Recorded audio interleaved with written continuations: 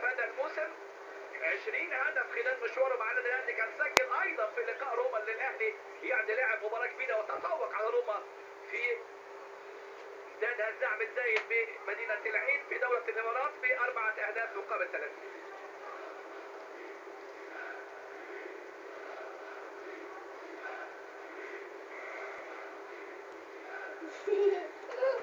كرة ثابتة وركلة مرمى نادي اسك.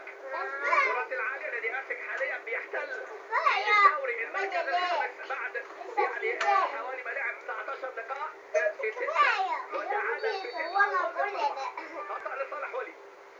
صدر الدوري نادي الانجيلي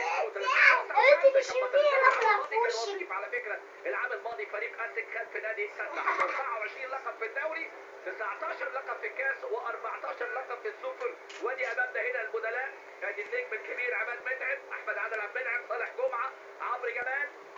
اخر مباراه لعبها عمرو كان بديل في مباراه وادي دجله يوم 7 مايو، عمل جراحه في انفه لكن يعود النهارده. عمرو جمال واحد من اللاعبين الحقيقه والمواهب اللي تستحق فرصه في النادي الاهلي مع وجود ملك